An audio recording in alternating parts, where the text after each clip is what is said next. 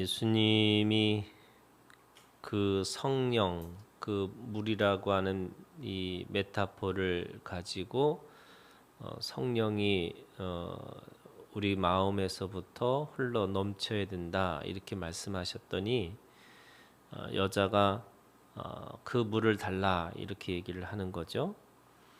그런데 16절에 보니까 갑자기 예수님이 남편을 불러오라 이렇게 얘기합니다. 처음에는 이 물로 우물가에서 물의 얘기를 하시다가 갑자기 이 남편에 대한 이야기를 하세요. 그랬더니 여자가 대답하여 이르되 나는 남편이 없나이다 이렇게 얘기를 하는 거죠. 이게 도덕적으로 문제가 있는 여자가 아니고 아마도 이 여인은 이 형수치수제라고 하는, 그러니까 남편이 죽으면 그 형제가 그 여자를 담당하는 거죠. 왜 그러냐면 두 가지 이유가 있어요. 하나는 이 여자들은 그 당시에 경제적인 이 능력이 없기 때문에 반드시 누군가, 특별히 남자의 그늘 아래서 살아야 되는 존재예요. 그러니까 그 여자의 생명을 보존하기 위해서 그 형제들에게 결혼하게 하는 거죠. 근데 더 중요한 것은 뭐냐면 씨를 남기는 거예요. 그러니까 그를 통해서 아들을 낳게 하는 거죠. 근데 기구한 거는 있는 거죠. 왜냐하면 지금 이 여섯 번째 이 남자를 만나서, 그러니까 형제를 만나서 이 결혼 생활을 하지만 아직까지 자식이 없는, 그래서 그조차도 남편이라고 할 수 없을 정도의 그런 관계를 가지고 있는 겁니다. 남편이 없다라고 얘기했더니 예수님이 말씀하시는 거죠. 남편 5이 있었고 지금 있는 자도 네 남편이 아니니 네 말이 참되도다 이렇게 얘기하는 거죠. 그러면 물이라고 하는 이 우물가에서 물에 대해서 설명하다가 갑자기 예수님이 화제를 전환하신 거예요. 남편을 불러오라 이렇게 얘기를 하신 거죠. 그랬더니 이 여자도 이 남편이 없다라는 말을 듣고 19절에 주여 내가 보니 선지자로소이다 이렇게 고백합니다. 어제도 얘기했지만 처음에 이 여인은 예수님을 만나서 당신은 이렇게 9절에 얘기하죠. 그러더니 11절에 여자가 이르되 주여 이렇게 얘기합니다. 그러니까 당신이란 말 속에서 높임말이 주여라는 말이에요. 그런데 오늘 세 번째는 선지자구나라고 얘기를 하는 거죠. 당신이 선지자입니다라고 얘기하는 거예요. 그러니까 그 여인은 점점 더 예수님이 누구인지를 알아가는 과정이라고 할 수 있죠. 선지자니까 그 여인은 자기 마음속에서부터 있었던 영적인 질문, 이게 영적인 갈급함이죠. 그러니까 영원히 목마르지 않는 그 영생하도록 솟아나는 샘물을 마신다는 게 사실은 이 그냥 물이 아니고 그에게서 영원히 풀 수 없는, 영원히 가지고 있는 그 질문에 대해서 말하고 있는 거예요. 그것이 뭐냐면 예배였어요. 20절에 우리 조상들은 이 산에서 예배하였는데 당신들의 말은 예배할 곳이 예루살렘에 있다 하더이다. 지금 이 여인은 예배를 드리는데 사마리아 사람들은 그리심 산이라고 하는 이 사마리아 사람들이 세운 성전에, 그리고 그곳에서 예배를 드린다 이렇게 얘기를 하는 거고요. 유대인들은 예루살렘에서 예배한다 이렇게 얘기를 하는데 도대체 어느 곳에서 예배하는 것이 맞냐 이렇게 묻는 거죠. 이 여인의 질문은 뭐냐면 공간의 문제예요. 내가 어느 지역, 어느 공간에 가서 예배를 드려야 되는 게 맞는 거예요. 이렇게 묻는 거죠. 이 여인이 생각했던 그 영적인 갈급함, 이 영적인 목마름이 뭐냐면 예배였어요. 그랬더니 예수님이 너희는 알지 못하는 것을 예배하고 우리는 아는 것을 예배하노니 이렇게 얘기합니다. 사마리아 사람들은 알지 못하는 예배, 유대인들은 아는 예배가 뭐냐? 바로 메시아죠. 그러니까 그 메시아를 기다리고 있는 그 마음으로 예배하는 것이다 이렇게 얘기하는 거예요. 그러면서 23절 아버지께 이렇게 얘기합니다. 예수님이 우리가 가지고 있는 모든 생각의 전환이 뭐냐면 하나님이 우리에게 아버지가 되신다라는 거예요. 이게 아버지 신앙이에요. 그러니까 예수님이 우리 가운데 오셔서 이 우리에게 가르친 최고의 이 신앙이 뭐냐면 하나님을 아버지라고 부른 겁니다. 그게 아버지 신앙이에요. 그러니까 아버지께 참되게 예배하는 자들은 영과 진리로 예배할 때가 오나니 곧 이때라 이렇게 있죠. 그러니까 이 여인의 예배에 대한 질문이 뭐냐면 공간이었어요. 어느 공간에서 예배드려야 되는 겁니까? 라고 그랬더니 예수님의 대답은 때를 얘기하는 거예요. 때가 있다는 거예요. 그 때가 바로 아버지께서는 자기에게 이렇게 예배하는 자들을 찾으시는데 그 때가 뭐냐면 영과 진리로 예배할 때라고 얘기하는 거죠. 그럼 영과 진리로 예배할 때가 뭐냐? 그랬더니 이 여인이 얘기하는 거예요. 이 여인도 메시아를 기다리고 있는 사람이에요. 여자가 이르되 메시아 곧 그리스도를 하는 이가 오실 줄을 내가 아노니. 그러니까 이 여인의 이 영적인 갈급함은 결국에는 예배에도 있지만 바로 메시아를 기다리는 그 마음의 갈급함이 있었던 거죠. 그가 오시면 모든 것을 우리에게 알려주시리다. 이 여인이 알고 있는 거예요. 그러니까 유대인들이 알고 있는 거를 나도 알고 있습니다라고 얘기를 하고 있는 거죠. 그랬더니 예수께서 이르시되 네게 말하는 내가 그라 하시니라 이렇게 얘기하는 거예요. 드디어 예수님이 자기가 누구이신지를 이 여인에게 보여주시는 거죠. 밝혀주시는 거예요. 내가 메시아다 이렇게 말씀하시는 거예요. 그러면 이 영과 진리로 예배하는 게 뭘까? 그게 지금 오늘 말씀의 주제예요. 이 여인에게 말씀하신 이 영과 진리라는 게 도대체 뭐냐?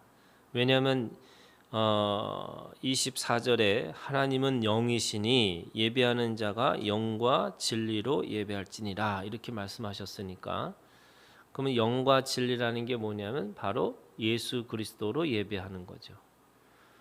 영과 진리라는 게 어떤 성령과 이 성령의 걸 통해서 우리에게 주시는 하나님의 말씀. 근데 성령에 나타나신 모습이 바로 예수님이시고 말씀 그 자체이신 진리이신 바로 예수 그리스도.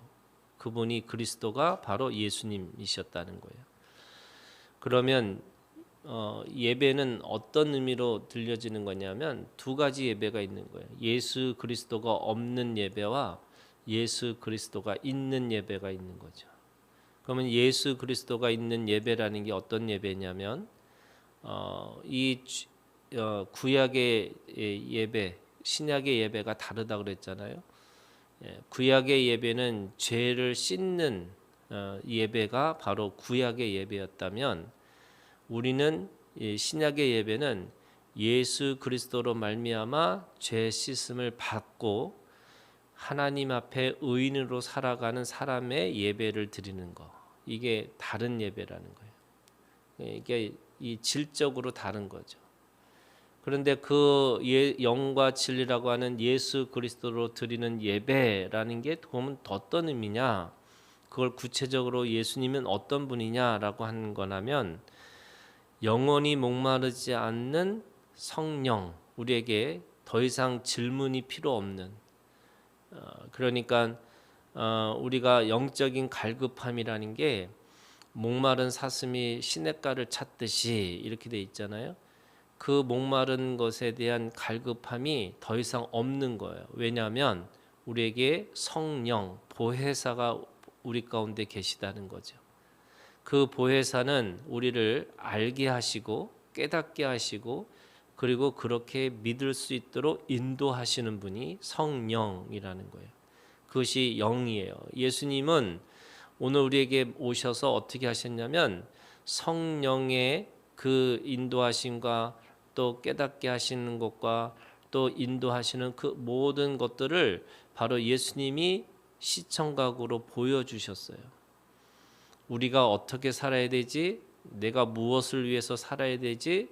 내가 어떤 목적을 갖고 살아야 되는지라고 하는 것을 예수님은 길이요, 진리요, 생명이라고 하는 이 모든 것들을 사람들에게 보여주셨다는 거예요. 그래서 우리는 어디서 와서 어디로 가는지에 대한 존재를 알고 있어요. 사람들은 자기가 어디서 왔는지 또 어디로 가야 되는지를 모르고 살아가는 거예요. 그런데 성령이 또는 예수 그리스도가 우리 가운데 오셔서 우리는 어디를 향해서 가는 거냐, 내가 어떤 선택을 하고 사는 거냐, 또 무엇을 가지고 사는 거냐라고 하는 것에 대한 더 이상의 질문이 없는 거죠. 그래서 내 배에서부터 생수의 강, 영원히 목마르지 않는 샘물, 그것이 바로 예수님을 통해서 우리에게 말씀하시고 보여주시고 그렇게 살게 하신 거죠. 그래서 우리는 늘 무엇인가 질문할 때마다 예수님을 바라보는 거고 그 예수님이 어떻게 사셨는지를 우리가 늘 그것에 대해서 다시 돌아보는 거죠. 그게 오늘 우리가 더 이상 질문하지 않는, 더 이상 우리가 의심하지 않는 삶으로 살아가는 것이 오늘 예수님이 우리에게 보여주신 거예요. 두 번째는 진리라고 하는 이 말씀이라는 게 도대체 뭐냐. 예수님은 그 하나님 아버지를 우리에게 말씀하시면서 결국에는 그 예수님을 통해서 어떻게 하시냐면 바로 신랑 되신 예수 그리스도로 오셨다는 거예요. 그래서 여러분 이 여인에게 질문하는 두 가지 질문이 물을 달라고 얘기하시고 남편을 불러오라라고 하는 말이 결국에는 이 물이라는 거는 영이고 남편은 뭐냐? 진리예요. 그래서 그 진리를 통해서 우리가 온전히 이제는 예수 그리스도와 함께 살아갈 수 있는, 그래서 영원한 남편이 누구냐? 바로 예수 그리스도예요. 그러니까 우리가 예배한다는 말은 결국 어떤 거냐면 더 이상 질문하지 않고 예수 그리스도의 삶을 살아내는데 내가 살아가는 것이 아니라 예수님이 내 안에, 내가 예수 그리스도 안에 들어가서 단위를 이루고 그게 하나가 되는 거예요. 단위를 이루어서 내가 하나님 앞에 살아갈 수 있는 존재가 됐다는 거예요. 그게 예배자가 되는 거예요. 여러분 예배라는 게 이 구약의 예배는 하나님은 저 하늘에 계시고 사람은 피조물로 그 하나님을 바라보는 삶으로 살아가야 되는 거예요.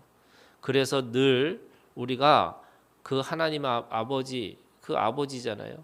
그러니까 늘 조심스럽고 늘 그 하나님 아버지를 향해서 뭔가 내가 잘못하면 안 되지라고 생각하는 마음으로부터 간다면 예수님이 오신 예배는 주님이 내 안에 내가 주님 안에 있으면서 신랑 되신 예수 그리스도와 신부인 교회인 내가 하나가 되어져서 그래서 하나님과 우리가 단위를 이루면서 살아가는 예배.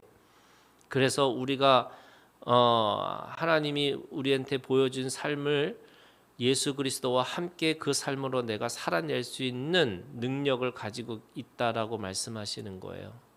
그래서 예수님이 오신, 그래서 예수 그리스도로 드리는 예배, 영과 진리라는 것은 보이지 않는 것과 또 보이지 않는 어떤 그 막연한 진리가 아니라 우리에게 아주 실제적이고 구체적으로 오신 예수 그리스도를 내가 몸으로 하나가 되어서 예배드리는 것. 그래서 그 예배가 어떤 예배냐면 죄에 대해서 늘 회개하고 늘 죄에 대해서 돌아보고 이런 예배가 아니고 죄를 이기시고 그래서 우리가 더 이상 죽음 가운데 있지 않고 영원한 생명을 가지고 그 부활하신 예수 그리스도와 함께 그래서 즐거워하고 기뻐하고 축제 예배를 드릴 수 있다라고 말씀하시는 거죠. 그래서 예배를 드릴 때마다 우리가 그 남편 되신 예수 그리스도와 하나가 되고 그래서 우리가 주님 앞에 기뻐하고 즐거워하고 살아갈 수 있는, 그래서 예배가 완전히 다른 예배를, 다른 차원의 예배를 우리가 드릴 수 있다라고 말씀하고 있는 거죠. 오늘도 여러분 예배가 그냥 의례적으로 또는 내가 죄를 가지고 오는 예배가 아니고 죄를 이기시고 그 죽음을 이기시고 그 안에서 부활하신 예수 그리스도와 함께하는 그 예배자가 되기를 주님의 이름으로 축원합니다.